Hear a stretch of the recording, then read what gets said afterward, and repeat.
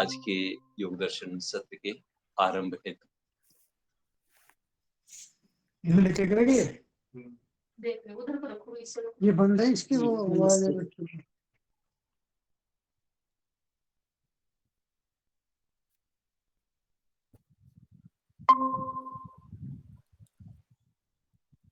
जी प्रारंभ करें।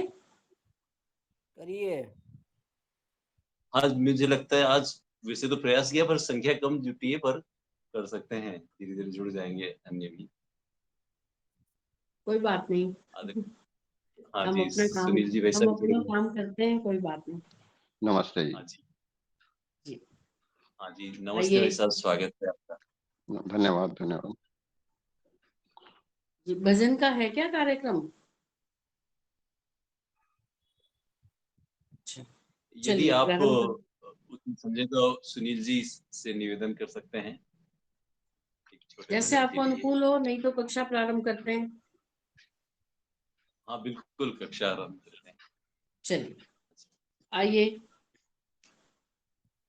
परमपिता परमात्मा के मुख्य नाम ओम का एक बार उच्चारण करेंगे। सभी सीधे होकर बैठ जाएं, नेत्रों को बंद करें और अपने भीतर ध्यान लगाने का प्रयास करें।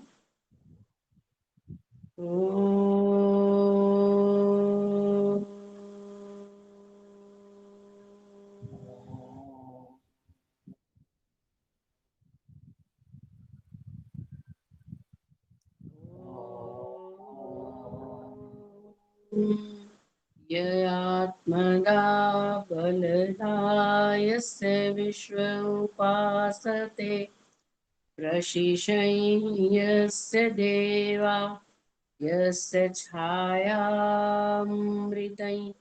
यस्य मृत्यु तस्मै देवाय हविषा विधेम। ॐ शांति शांति शांति। सभी को सादर नमस्ते जी।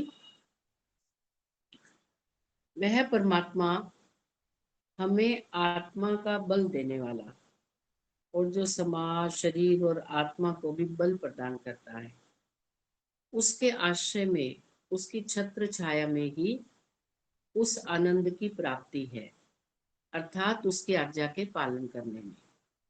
तो आइए, परमात्मा की आज्ञा है कि हम सब मनुष्यों को पठन पाठन करना चाहिए। तो पठन पाठन के अंतर्गत हम योग दर्शन की कक्षा में हमारा साधन पाठ चल रहा है और पिछली बार हमने 32वें सूत्र को किया था, जिसमें 31वें सूत्र को किया था। 32वां आज करेंगे। 31वें में जो कि नियम, जो 5 यम हैं, यमों के पालन के लिए जाति, देश, काल, समय ये बाधित नहीं है।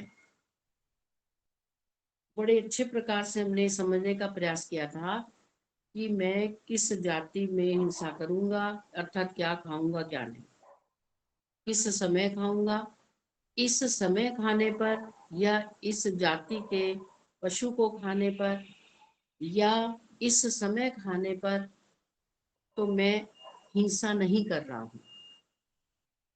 ये ना जाने लोगों ने अपने आप ही एक इन चीजों के संबंध में अपने नियम बना लिए कि मैं वीरवार को नहीं खाऊंगा या मंगलवार को या शनिवार को, और बाकी दिनों में खा लूंगा, और फिर भी मैं अहिंसक हूँ।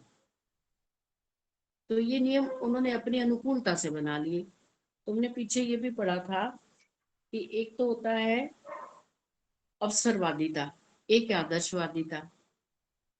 तो जो लोग अवसरवादी हैं, अवसर के अनुकूल अपने दुर्गुणों को कभी छोड़ देते हैं और कभी अपना लेते हैं, और फिर वो ये ऐसा कहें कि मैं अहिंसक हूँ, ऐसा उचित नहीं है। वो हिंसा ही है, सर्वदा सर्वथा वो अहिंसा ही है, चाहे आप सप्ताह में एक दिन खावें या एक दिन छोड़ देवें। हिंसा तो हिंसा ही है, तो आप अहिंसक नहीं है। तो इस संबंध में हमने विचार किया था नियमों के संबंध यमों के संबंध में। अब आज हम नियमों का सूत्र पढ़ते हैं। तो 32वां सूत्र है और 179 पृष्ठ संख्या है साधन पाठ। शौच संतोष तपः स्वाध्याय ईश्वर प्रणिधानानि नियमाः। यमों को हमने पढ़ लिया था, हिंसा, सत्य, अस्त्य, ब्रह्मचर्य और अपरिग्रह। और अब हम नियमों को पढ़ रहे हैं। यमों के बारे में हमने कुछ जाना, अब नियमों के संबंध में विचार करते हैं। शौच, संतोष, तप, स्वाध्याय और ईश्वर प्रणिधान, ये 5 नियम कहलाते हैं। शौच अर्थात शुद्धि। शुद्धि 2 प्रकार की है, एक बाह्य और दूसरी आंतरिक। शरीर, वस्त्र, स्थान, पात्र, भोजन आदि को शुद्ध रखना और धन संपत्ति को न्याय पूर्वक उपार्जित करना बाहर की शुद्धि है।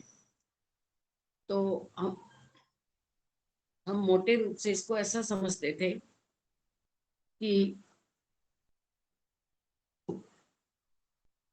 शरीर को शुद्ध करना, साफ सुथरा रखना, अच्छे कपड़े पहन लेना, ये शुद्धि हो गई।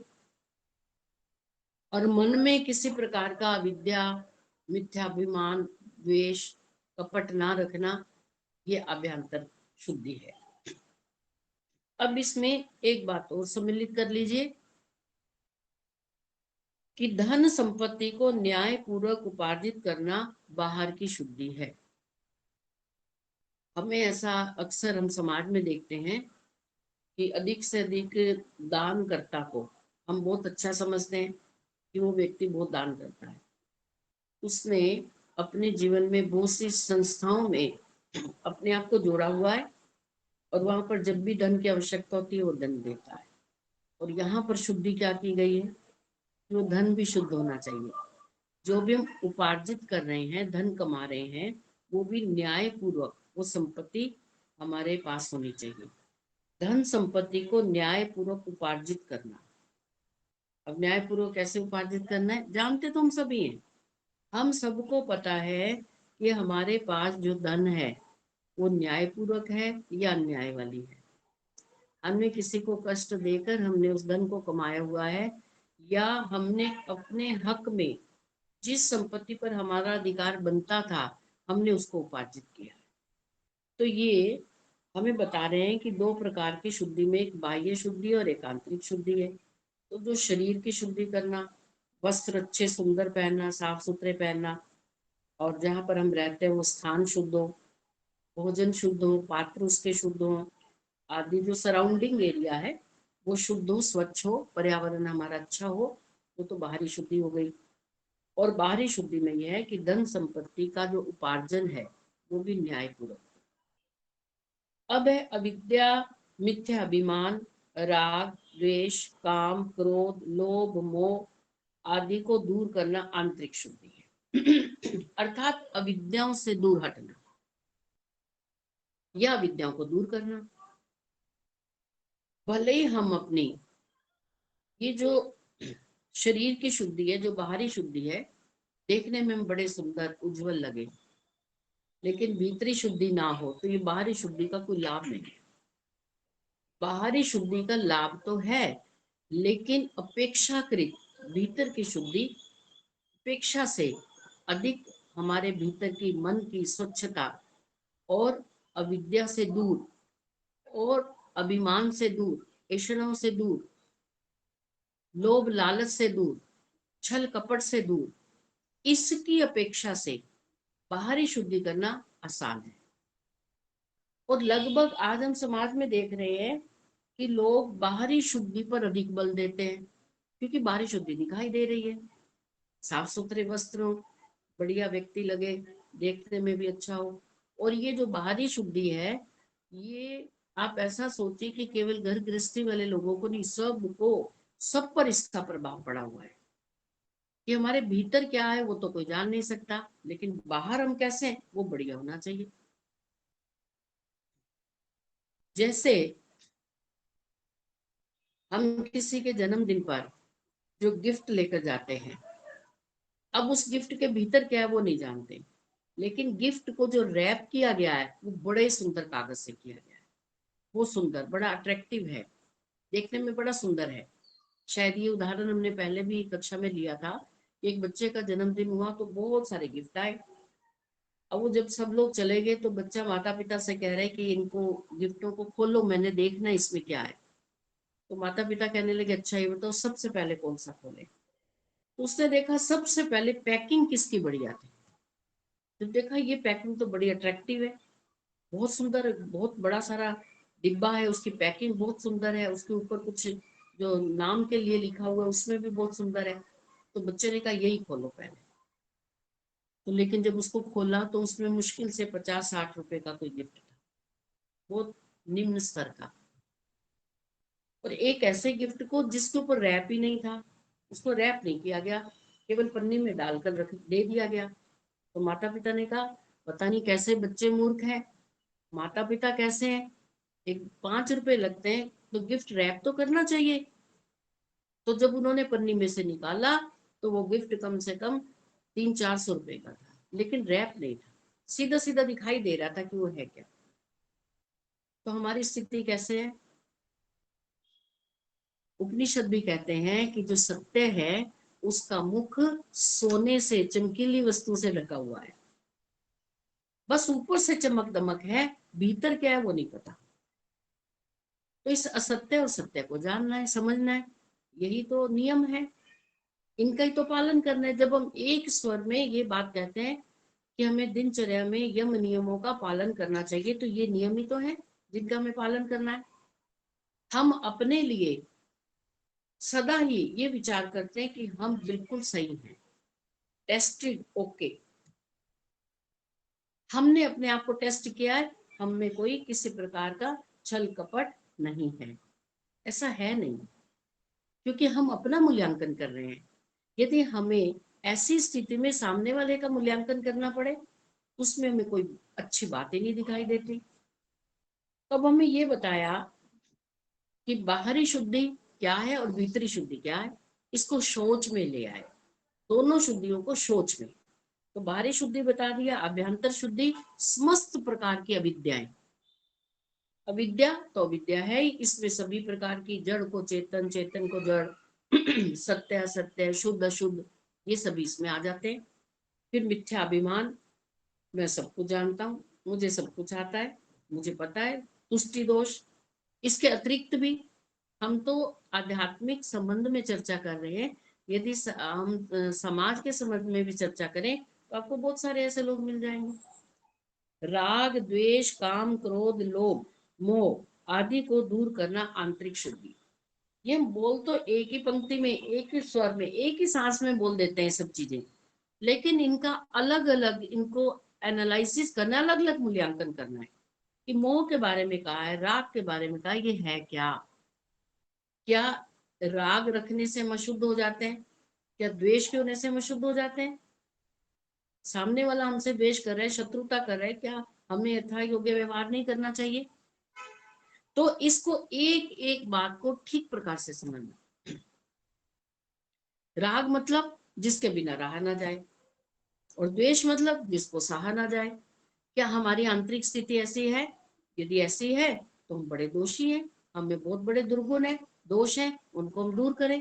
तो एक एक दोष को, काम को, क्रोध को, लोभ को, मोह को, एक एक दोष को देखना और उसके बारे में ठीक ठीक प्रकार से जानना, समझना, और फिर उनको, अपने आप को उनसे दूर करना, या उसको, उन दोषों को अपने से हटा देना।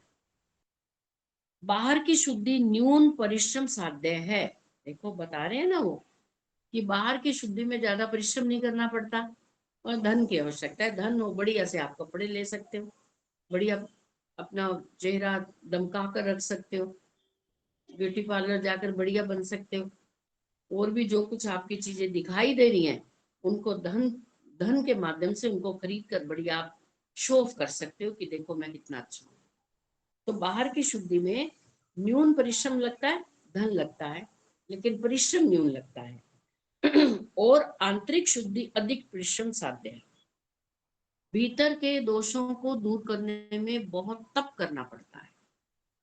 ये भीतर के दोष ऐसे ही, ये हमने अब बार बार मैं एक बात को कह रही हूँ, उसका कारण है कि हम सभी में ये दोष है किसी ना किसी मात्रा में, और इन दोषों को हम एक ही पंक्ति में बोल देते हैं, काम क्रोध लोभ मोह ये। इसको यदि एक एक दोष को निकाल कर हम अपने साथ अपने अभ्यंतर में टैली करेंगे तो हमें लगेगा कि सामने वाले से भी ज्यादा हम दोषी हैं, उसमें तो फिर भी कोई गुण होगा।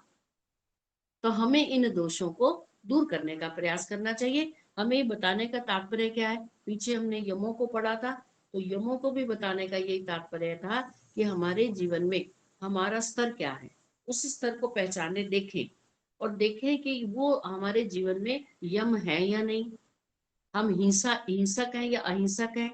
तो जो जो दोष हम में है उन दोषों को दूर करने का प्रयास करें। ऐसे ही ये नियम बताए जा रहे हैं कि शौच से बाहरी और अभ्यंतर शुद्धि करनी है। अभ्यंतर में जो जो दोष है उनको हम दूर करें, उनके लिए कठिन तप करना पड़ेगा, अभ्यास करना पड़ेगा, बार बार निरंतर दीर्घ काल तक। कब तक? जब तक आपको सफलता ना मिल जाए। बाहर की शुद्धि की अपेक्षा आंतरिक शुद्धि करने में अधिक प्रयत्न करना चाहिए, अधिक प्रयत्न करना भी पड़ता है। कब तक प्रयत्न करें इसकी कोई सीमा नहीं। मैं अभी पिछले दिनों कुछ एक सूत्र याद कर रही थी, याद ही नहीं हो रहा था, बार बार याद करती थी फिर भूल जाती थी, खाते हुए भी दिमाग में वही रहता था। शाम तक उसे कम से कम मैंने 50 बार याद करने की कोशिश की, 50 बार पढ़ा होगा, फिर भी नहीं समझ आया। शाम को मैं पराजित हो गई और मैंने ईश्वर से कहा कि इसको मैं कितनी बार पढूं, क्यों नहीं ये दिमाग में बात बैठ रही, क्यों नहीं याद हो रहा, ये स्मरण शक्ति कितनी दुर्बल हो गई है कि ये इतना सा 2 लाइनों का एक समझिए मंत्र है, वो क्यों नहीं याद हो रहा, सूत्र था वो क्यों नहीं याद हो रहा। तो भीतर से आवाज आई, मैंने कहा कि ये कब तक याद होगा, 50 बार इसको पढ़ लिया सुबह से। तो भीतर से ऐसा लगा कि ऐसी प्रेरणा दी जा रही है कि ये कब तक नहीं, ये जब तक प्रयास करते रहो जब तक ये याद नहीं हो जाता। अभी आपका प्रयास है, परिश्रम है, आपकी संकल्प शक्ति है कि आप किस प्रकार से इसको याद कर रहे हैं। तो हमें इन नियमों का पालन, अपने आभ्यंतर दोषों को दूर करने के लिए तब तक प्रयास करते रहना है जब तक हम सफल ना हो जाए। इसके लिए कोई समय सीमा नहीं है कि 2 महीने में इन दोषों को दूर कर लेंगे। तो ये है नियम पहला, शौच। दूसरा, संतोष। संपूर्ण पुरुषार्थ के पश्चात जो भी उपलब्धि हो उसी में संतुष्ट रहना, उससे अधिक की इच्छा ना करना संतोष है। तो ये बिल्कुल प्रथम दृष्टया इस पंक्ति को पढ़ने से हमें समझ आ जाता है कि हमें यदि कोई हमारा लक्ष्य है, हम उसके लिए परिश्रम साध्य, परिश्रम कर रहे हैं, हम खूब परिश्रम कर रहे हैं, पूरा नहीं हो पाए, परिश्रम उसको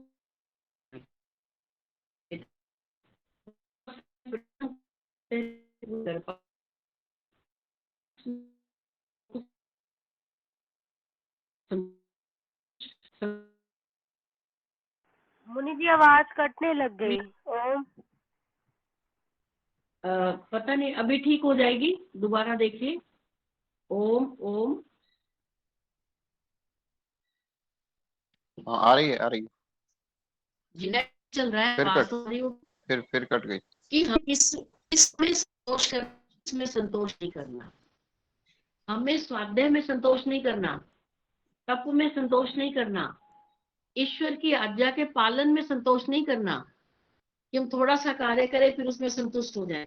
नहीं, वो तो जब तक हम अपने लक्ष्य को पूरा नहीं करेंगे तब तक चलते चलो, चरई वहती तक संकल्प शक्ति को लेकर चलते चलो। तो और ऐसे विषय हैं, पदार्थ हैं, वस्तुएं हैं कि उसमें आप अपना संपूर्ण एफर्ट्स लगा दें, पूरा परिश्रम करें, और उस परिश्रम के बाद जो कुछ भी आपको प्राप्त हुआ है और अब आपको लग रहा है कि अब और कुछ प्राप्त नहीं होने वाला, फिर उसमें संतुष्ट रहे, उससे अधिक की इच्छा ना करें, यही संतोष है।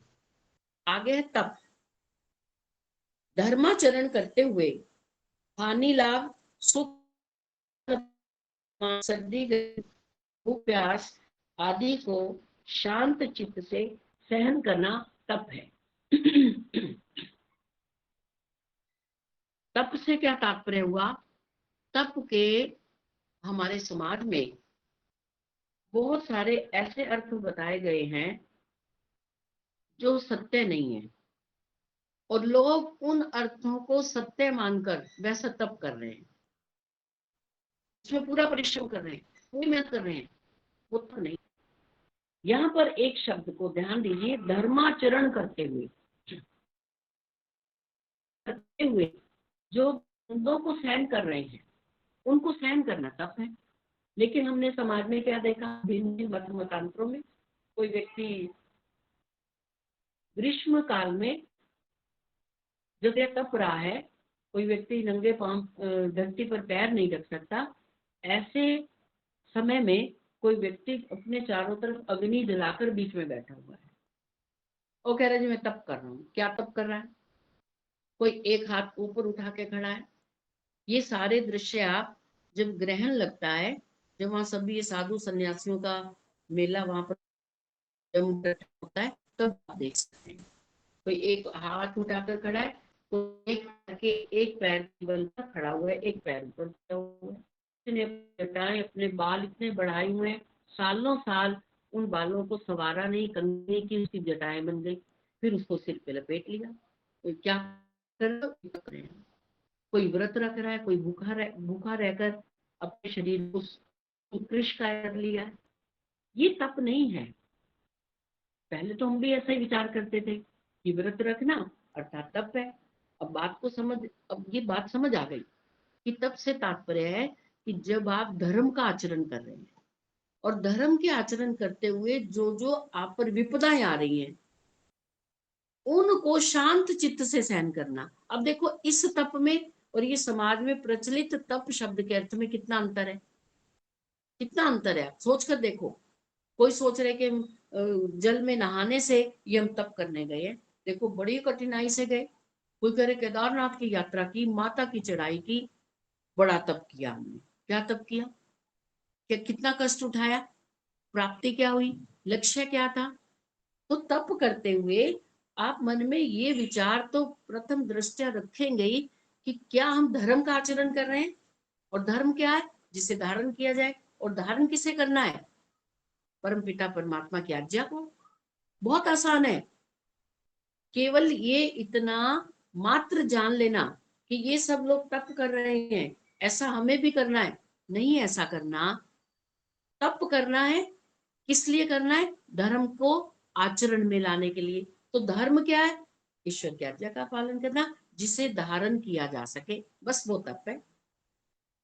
बड़े अच्छे सुंदर शब्दों में बताया कि धर्म का आचरण करते हुए जो भी आपको सुख की प्राप्ति हो रही है और दुख की भी प्राप्ति हो रही है, उन दोनों को समान भाव से ग्रहण करना है। यदि आप कोई तप का, आप स्वाध्याय कर रहे हैं, आप समाधि लगा रहे हैं, आप यज्ञ कर रहे हैं, यदि कोई आपकी प्रशंसा करता है तो उसे फूले ना समाए, ऐसा ना हो। और यदि आपको कोई आपकी कोई त्रुटि बताता है, आपको दुख की अनुभूति हो रही है, तो उससे आप अत्यंत दुखी ना हो।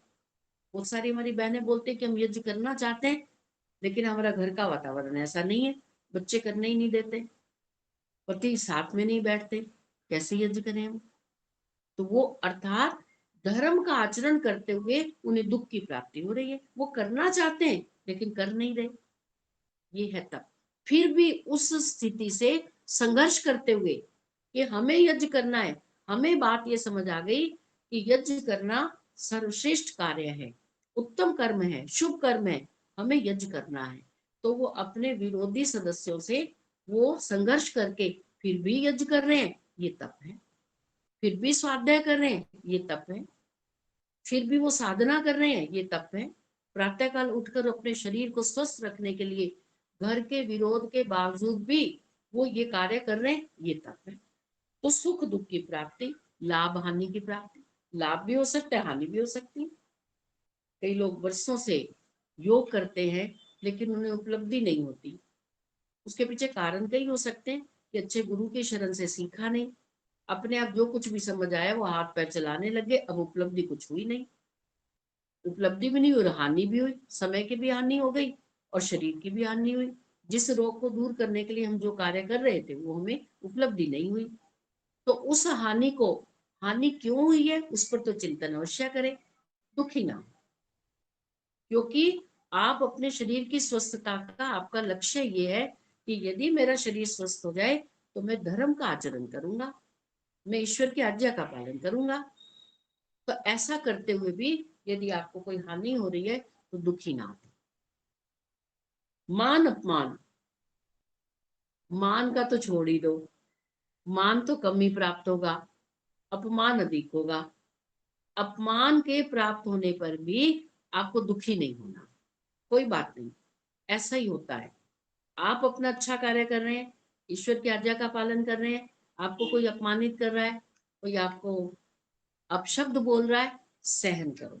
सहन शक्ति, सहोसी सहो मही देही। हम प्रतिदिन तो यज्ञ के बाद बोलते हैं, हे परमात्मा आप में जैसी सहन शक्ति है हमें भी सहन शक्ति दो। ये बातें आदर्शात्मक है, सुनने में अच्छी लग रही है, बोलने में अच्छी लग रही है, लेकिन सहन शक्ति वैसी बनती नहीं जैसा हम सुन रहे हैं, जैसा हम पढ़ रहे हैं। तो उसके लिए जो जो कोई जितना जितना प्रयास कर रहा है वो तप है। ऐसा समझे कि हम प्रयास कर रहे हैं हमें क्रोध ना आए, हम प्रयास कर रहे हैं कि हम अपमान में भी हम सम रहें। हमारा कोई मान सम्मान कर रहा है तब भी हम कहीं ऐसे फूल जाए, फूल के कुप्पा हो जाए कि आज तो हमारे गले में 10 मालाएं डाली हैं, सदा तो डलेंगी नहीं, और फिर 6 महीने किसी ने नहीं डाली तो फिर दुखी होंगे। हमारा कर्तव्य है धर्म का आचरण करके उस मार्ग पर बढ़ते हुए अपना कल्याण करते हुए दूसरे का भी कल्याण करना, समाज की उन्नति भी करना, व्यक्तिगत उन्नति भी करना। तो उस उन्नति में ये सब द्वंद की स्थितियां आएंगी। इसको पहले ही अपने दिमाग में बिठा लो कि मान भी हो सकता है, सम्मान भी कोई कर सकता है और अपमान भी कर सकता है। आप यदि अपने ठीक रास्ते पर चल रहे हैं तो आपको दुखी नहीं होगा। आपका रास्ता ठीक है, दूसरा अपमानित कर रहे हैं तो करने दो। मान अपमान, सर्दी गर्मी, सर्दी गर्मी की स्थिति भी होती है। यद्यपि आज हमारे घरों में हर चीज की सुविधा है ना, सर्दी है तो सर्दी के लिए भी हम अपने बहुत से साधन प्रयोग कर लेते हैं, गर्मी है तो उसके लिए भी प्रयोग कर लेते हैं। लेकिन इसके अतिरिक्त जो साधक, जिन साधकों के पास ये सब सुविधाएं नहीं है और सुविधाएं होते हुए भी वो इनका प्रयोग नहीं करते क्योंकि उनका तो लक्ष्य कुछ और है, और यदि सुविधाओं में फंस गए तो फिर वो लक्ष्य छूट जाएगा। तो उस लक्ष्य की प्राप्ति के लिए साधना करते हुए सर्दी की स्थिति भी आ सकती है, गर्मी भी हो सकती है, दोनों स्थितियों में सम रहे। ठीक है, भूख प्यास आदि को शांत चित्त से सहन करना था। तो अब ये भूख प्यास का भी ऐसा ही आप लगा लो, घटा लो इसको। तो हमें यदि ये बात अभी भी ठीक से नहीं समझ आती तो हमें ऋषि दयानंद की जीवनी पढ़नी चाहिए। ऋषि दयानंद के जीवन में ये सभी कुछ हुआ, उन्हें अपमानित भी किया गया, सत्य मार्ग पर चलते चलते भी उन्हें अपमानित किया गया और वो कई दिन भूखों भी रहे। आप उनके जीवनी में पढ़ते हैं कि उन्हें इतनी भूख लगी थी, एक बार उन्होंने बर्फ खाई, बहुत भूख लगी अब मैं क्या करूं, तो बर्फ खाई। एक बार हरिद्वार में जो ज्वालापुर आश्रम है उसके पास एक खेत था, वहां पर बैंगन तोड़कर खाए। ये क्या था, जब तक नहीं मिला भूख को सहन किया, ये तप था। तो हमें हमारे ऋषि मुनियों की जीवनियों से बड़ी प्रेरणा मिलती है। वो भी तो हमारे जैसे तो इंसान थे, हमारे जैसे तो वो माता पिता के गर्भ से उत्पन्न हुए, लेकिन उनके पिछले संस्कार इतने उन्नत थे, इस जीवन में आकर उन्होंने इस प्रकार का तप किया, इसे तप कहते हैं। चलिए आगे देखिए, जिन उत्तम कार्यों के करने से स्वयं का और अन्यों का दुख दूर होता है और सुख की प्राप्ति होती है, उनको करते रहना और ना छोड़ना धर्म का आचरण है। बहुत बढ़िया बात बता दी, पंक्ति छोटी सी है लेकिन इसमें बहुत मूल्यवान शब्द है कि धर्म का आचरण किसे कहते हैं कि अपना, देखिए, उत्तम कर्मों को करते हुए, कल्याणकारी कार्यों को करते हुए, शुभ कर्मों को करते हुए, ईश्वर की आज्ञा का पालन करते हुए अपने जीवन का भी कल्याण करना और दूसरे के जीवन का भी कल्याण करना, यही धर्म का आचरण है। तो हमें धर्म का आचरण करना चाहिए, और धर्म का आचरण करते हुए हमारे जीवन में जो जो कुछ भी ये द्वंद्व घटते हैं उनको कोशिश करनी चाहिए कि कभी हमारी स्थिति बहुत अच्छी हो सकती है, कभी हमें बहुत अच्छे खाने के पदार्थ मिल सकते हैं, कभी नहीं भी मिल सकते, कभी भूखों रहकर भी हमें साधना तप करना पड़ता है। यद्यपि आजकल ऐसी स्थिति है नहीं, सब सुख सुविधाएं उपलब्ध है, लेकिन ऐसी स्थिति वाले लोग हैं अभी भी जो घर परिवार संसार को छोड़कर बिल्कुल अलग थलग रह रहे हैं, पहाड़ों में रह रहे हैं, कंदरों में बैठे हुए हैं। भोजन की अभी हमारे एक मित्र हैं यहाँ, वो सब कुछ छोड़ छाड़ कर प्री रिटायरमेंट लेकर अब वो गंगोत्री चले गए, गंगोत्री से भी ऊपर। उन्होंने मुझे कुछ भेजा है, तो उन्होंने कहा कि वहां पर, हमने पूछा कि वहां खाने की व्यवस्था, कहने लगे जी वहां एक जो झाड़ियां है उस पर एक फल लगता है, बिल्कुल छोटा सा, इतना सा लाल रंग का, छोटे छोटे जैसे बेर हो, बेर से भी छोटा, पता नहीं क्या नाम बताया था। तो हम लोग जब साधना करते हैं तो हम घंटों बैठे रहते हैं, हमें पता ही नहीं कोंकण लगता बेर। कि हाँ, कोंकण बेर। नहीं पता नहीं, कुछ और नाम था, वो आप जो कह रहे हैं वो भी हो सकता है। तो कहने लगे कि हम घंटों बैठे रहते हैं, अल्पाहार का समय भी निकल जाता है, दोपहर का समय भी निकल जाता है, हम देखते हैं कि 3-4 घंटे हम बैठे रहे हैं, अब हमें भूख लगी है। अब उस भूख को शांत करने के लिए हमारे पास कुछ लिमिटेड सुख सुविधाएं तो है कि हम पेट भरने के लिए कुछ बना लें, लेकिन वहाँ एक संत रहते हैं, उन्होंने हमें उसका परिचय दिया कि यदि आप धर्म का आचरण करके ईश्वर के मार्ग पर बढ़ रहे हैं, और ये भोजन बनाना खाना बर्तन धोना ये सब मार्ग में बाधा है, तो वो जो फल है झाड़ी के वो ले आओ। वो इतने इतने फल, कहने लगे कि उन हम यदि 3-4 फल को भी हम खा लेते हैं तो हमें 5 घंटे तक भूख नहीं लगती। तो ये तो बहुत बढ़िया बात है, वो फल तो होने चाहिए घरों में भी कि भूख ही ना लगे, तो हम अपना काम करते रहे, हम अपनी साधना करते रहे। तो यहाँ पर कहा कि सर्दी गर्मी भूख प्यास इन सब द्वंद्वों को सहन करना, यही तप है। आगे चलते हैं। स्वाध्याय, स्वाध्याय से क्या तात्पर्य है, पहले भी इस पर चर्चा हमने की है, बहुत बार हम पढ़ चुके हैं यम नियमों को, कि कुछ भी उठाकर पढ़ लेना स्वाध्याय नहीं है, कि कोई भी पुस्तक उठाकर पढ़ ली और हमने कहा कि हम तो स्वाध्याय कर रहे हैं। एक बहन जी से भी वार्तालाप हुआ थोड़े दिन पूर्व, तो हमने कहा बहन जी कुछ पढ़ रहे हो आप, कहते हैं हाँ जी हाँ मैं पढ़ रही हूँ। मैंने कहा क्या पढ़ रहे हो, कहते जी हमारे पूर्वजों ने, हमारे जो पिताजी थे वो बहुत कुछ पढ़ा करते थे, लिखा भी करते थे। तो हमने कहा कुछ उनका वैदिक साहित्य पढ़ा होगा, कहते हाँ जी बहुत कुछ पढ़ा है। तो मैंने उनको निकाल कर पढ़ना शुरू किया है, मुझे बहुत अच्छा लग रहा है, इतनी अच्छी उसमें कहानियों से बात समझाई गई है। मैं तो चाहती हूँ कि ये भी ऑनलाइन कक्षाएं होनी चाहिए। मैंने कहा क्या पढ़ रहे हैं, तो उन्होंने कहा कि मैं पुराण पढ़ रही हूँ। तो पुराण में से उन्होंने कुछ मैंने कहा इसमें आपने क्या पढ़ा, क्या समझ आया, तो कुछ गणेश जी के बारे में बताया कि गणेश जी के इतने नाम है और उनकी उत्पत्ति कैसे हुई, देखो कितनी बढ़िया कहानी है, मुझे तो पता ही नहीं था, ऐसे वो कहने लगी। तो मैंने कहा आप कहाँ जाते हैं, कहीं आप मंदिर जाते हैं गुरुद्वारे कहाँ जाते हैं, कहते जी मैं आर्य समाज जाती हूँ। मैंने कहा नहीं आप आर्य समाज जाते ही नहीं, आप आर्य समाज जा, जो कुछ आप पढ़ रहे हैं उनकी आप इतनी प्रशंसा, इसकी कोई नींव ही नहीं है, कोई धरातल ही नहीं है।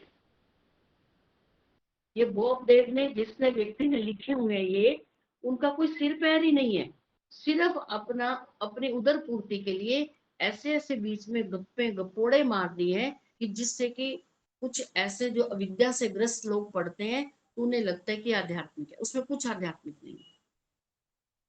जब तक हम ऐसे शास्त्रों में, शास्त्र तो कहना भूल है हमारी, ऐसे पुस्तकों में जब तक हम उलझे रहेंगे और आर्ष ग्रंथों को नहीं पढ़ेंगे तब तक हमारा उद्धार नहीं होगा, तब तक हम समझ ही नहीं पाएंगे कि ईश्वर है क्या। हम ईश्वर को जानना चाहते हैं तो आर्ष ग्रंथों को पढ़िए, बस एक ही मार्ग है, आर्ष ग्रंथों को पढ़िए, ऋषि मुनि कृत ग्रंथों को पढ़िए, वेदों को पढ़े, उपनिषदों को पढ़े, दर्शनों को पढ़े, सत्यार्थ प्रकाश को पढ़े, ऋषि कृत सारा जितना साहित्य है, चाहे वो छोटी सी पुस्तक है या बड़ी, उनको पढ़े। उसी में जीवन का सार है, उसी में आध्यात्मिकता है, और उसी में आपके दुख रहित सुख का मार्ग है, मोक्ष प्राप्ति का मार्ग है। चलिए, तो स्वाध्याय का तात्पर्य वेद और वेदानुकूल मोक्ष के स्वरूप को एवं उसके साधन बाधकों को बतलाने वाले ग्रंथों को पढ़ना पढ़ाना और ईश्वर के स्वरूप को प्रकाशित करने वाले मंत्रों एवं प्रणव प्रणव आदि का अर्थ सहित जप करना स्वाध्याय है। तो स्वाध्याय से क्या तात्पर्य हुआ कि वेद और वेदानुकूल ग्रंथों को पढ़ना, जो वेदों के आधार पर ग्रंथ लिखे गए हैं। ठीक है, वेद है, उपवेद है, कुछ हमारे दर्शन है, उपनिषद है। तो वेदों के आधार पर जो ग्रंथ लिखे गए उन्हें आर्ष ग्रंथ कहते हैं। यदि हम चाहते हैं कि हमारे जीवन को एक दिशा मिल जाए, एक गति मिल जाए, हमारे जीवन का एक लक्ष्य हो जाए, लक्ष्य की प्राप्ति के साधन मिल जाए, ये सब कुछ आर्ष ग्रंथों में। आर्ष ग्रंथों के अतिरिक्त हम ऐसा समझें कि आर्ष ग्रंथों को छोड़कर कोई और हमें ऐसी पुस्तक मिल जाए जिससे कि कोई शॉर्टकट रास्ता हो और हम ईश्वर को जान जाए, असंभव। ऐसा हो नहीं सकता, ऐसा है नहीं। तो जो मोक्ष के स्वरूप को बतावे, उनके साधन और बाधकों को बतलाएं कि मोक्ष प्राप्ति के साधन क्या है, आप मोक्ष प्राप्त कैसे कर सकते हो, और मोक्ष प्राप्ति में बाधा भी क्या है, कौन कौन से तत्व हैं जो हमें ईश्वर के मार्ग पर जाने से रोकते हैं। वाले ग्रंथों को पढ़ना और पढ़ाना, केवल पढ़ना नहीं। स्वाध्याय का मतलब क्या होता है, पढ़ना। तो हम यही तो पूछते हैं एक दूसरे से, हाँ जी आप क्या स्वाध्याय कर रहे हो, लेकिन यहाँ क्या लिखा, स्वाध्याय का तात्पर्य पठन पाठन, पढ़ना भी और पढ़ाना भी। ऊपर भी बताया तब से क्या तात्पर्य, अपना कल्याण करना और दूसरे का कल्याण भी करना, वो तप है। हमें अपना अपना कल्याण करके आराम से नहीं बैठ जाना चाहिए। हमें जो परमात्मा ने जो हमें थोड़ी सी बुद्धि दी है, शास्त्रों को समझने का, इस ज्ञान को समझने का, जो हमें कहीं कहीं से आलंबन प्राप्त हुआ, हम कुछ प्राप्त कर पाए, अब उस प्राप्ति को अपने तक नहीं रखना, उसको फिर अन्य लोगों को देना। तो स्वाध्याय से तात्पर्य हो गया कि आर्ष ग्रंथों और वेदों के अनुकूल ग्रंथ एक ही बात है, उन ग्रंथों का पठन पाठन करना, स्वाध्याय करना और पढ़ाना उनको, और ईश्वर के स्वरूप को प्रकाशित करने वाले मंत्रों। अब ये मंत्र कहाँ से आएंगे, वेदों से।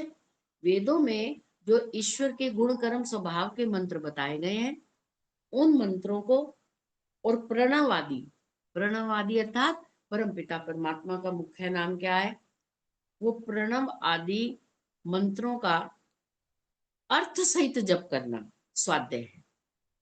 बार बार शास्त्रों में लिखा गया है कि जिस बात को हम अर्थ सहित नहीं जानते, वो तो ऐसा है जैसे गधे के ऊपर चाहे तो आप वेद लाद दो, चाहे केसर लाद दो, चाहे मिट्टी लाद दो, गधे को कुछ नहीं पता कि मैं किसका बोझ ढो रहा हूं। हम तो मनुष्य हैं, हमें तो पता लगना चाहिए कि कौन कौन से शास्त्र पढ़ने योग्य हैं और किसका त्याग करना है। और इन शास्त्रों को अर्थ सहित, इन शास्त्रों में जो मंत्र दे रखे हैं, जो ईश्वर के गुण कर्म स्वभाव वाले हैं, उन मंत्रों को अर्थ सहित पढ़ना। यदि हम अर्थ नहीं जानते तो मुझे नहीं लगता कि गायत्री मंत्र का भी कोई लाभ है। हम तो कभी कभी ये भी विचार करते हैं कि जब पारायण यज्ञ होते हैं, इतने बड़े बड़े मंत्र पढ़े जाते हैं, बड़े बड़े नहीं मतलब बहुत अधिक मात्रा में मंत्र पढ़े जाते हैं, वो मंत्र का कक्का कक्का भी नहीं आता किसी को। तो इसका तात्पर्य ये नहीं है कि फिर यज्ञ करने बंद कर दिए जाए, ये तात्पर्य नहीं है। तात्पर्य ये है कि जो आप व्यक्तिगत रूप से ईश्वर प्राप्ति के लिए आप जप तप कर रहे हो, वो अर्थ सहित होना चाहिए।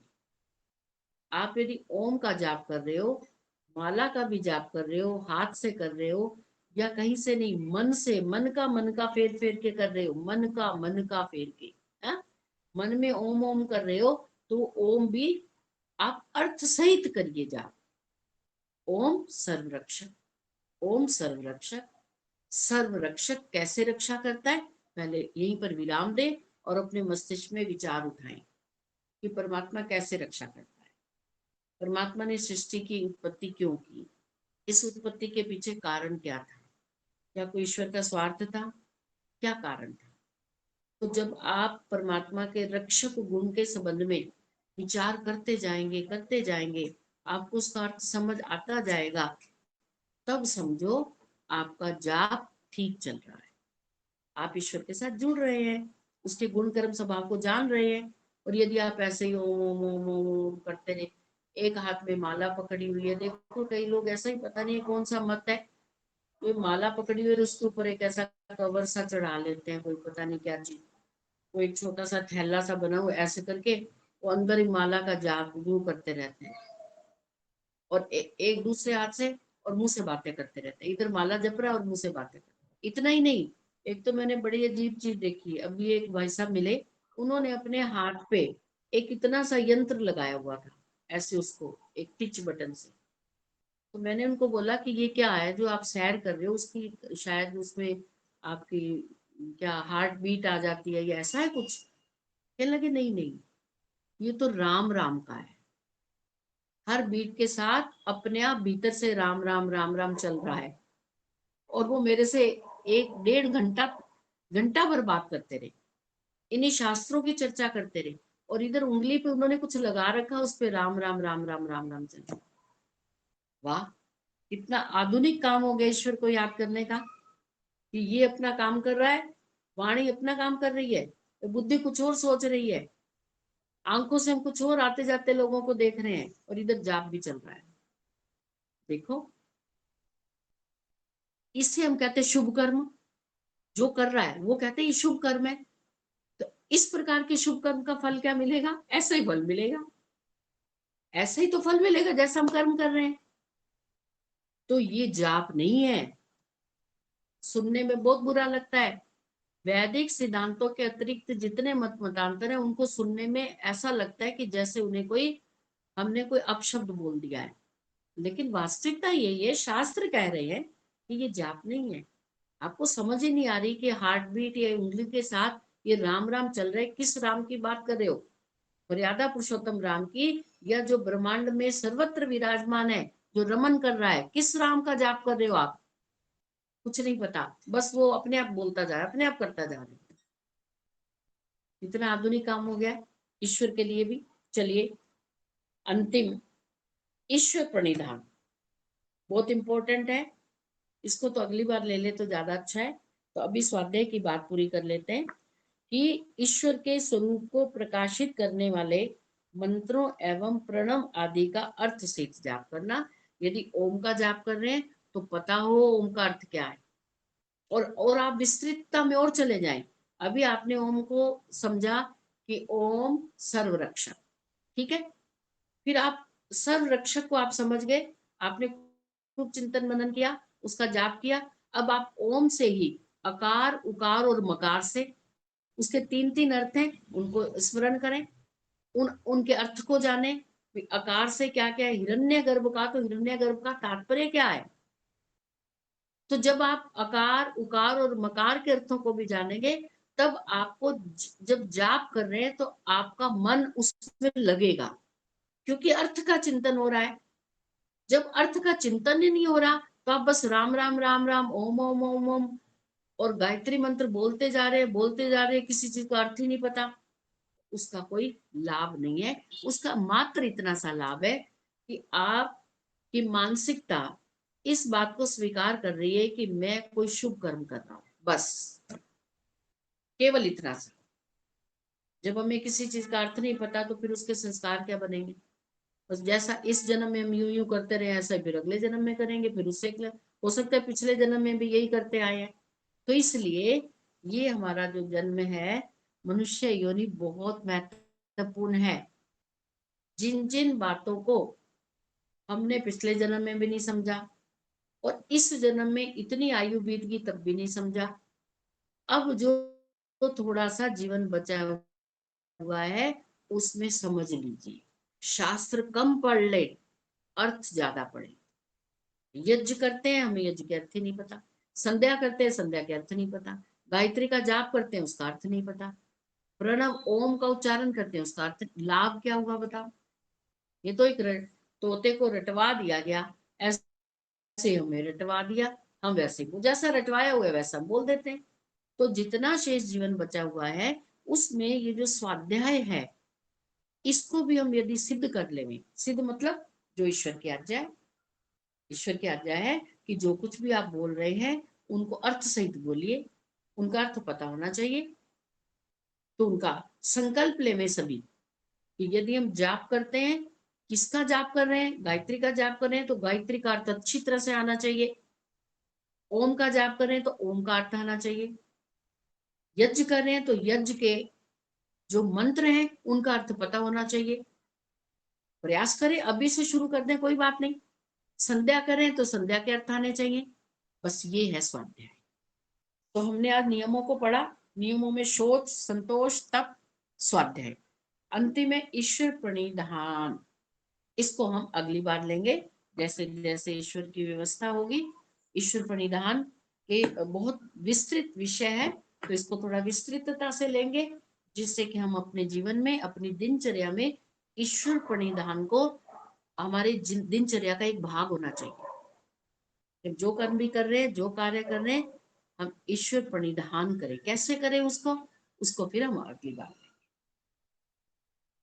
परमपिता परमात्मा का धन्यवाद, आप सबका धन्यवाद। आपने इस कक्षा में नियमों के संबंध में सुना। अब आप इसका चिंतन मनन करें, विचार करें कि कैसे हम अपने जीवन में इन नियमों को उतारें, हमारे आचरण में कैसे ये नियम आए। सुन तो लिया, और आपने 20 बार पहले भी सुना होगा, 20 बार प्रवचनों में सुना होगा, शास्त्रों में भी पढ़ा है। अब विचार ये करें कि हमें अपने जीवन में कैसे उतारें। आप सबका धन्यवाद, डॉक्टर साहब का विशेष धन्यवाद। वो हमें अवसर देते हैं कि हम अपनी बात को, ऋषि मुनियों की बात को अपनी वाणी से कह सकें। हमारी बात कुछ नहीं है, ये ऋषि मुनियों ने जो भी शास्त्रों में लिखा उसको हम समझने की बुद्धि ईश्वर ने दी, और बोलने का अवसर डॉक्टर साहब ने दिया। तो ये सभी आप, और सुनने का अवसर आप सब सुनने के लिए यहाँ आए हैं। तो आप सबका बहुत बहुत धन्यवाद। सबको सादर नमस्ते।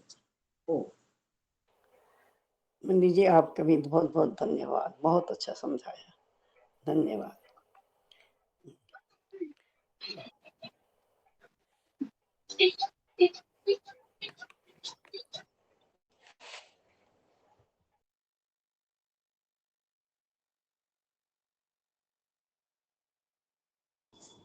म्यूट है आपका, म्यूट है आपका।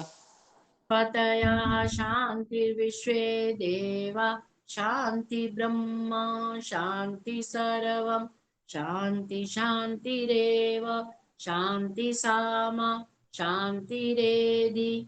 ओम शांति शांति शांति। सभी को सादर सप्रेम नमस्ते नमस्ते। जी। नमस्ते जी, धन्यवाद। नमस्ते सभी को सभी को सादर नमस्ते। जी सभी को मुनि जी का धन्यवाद।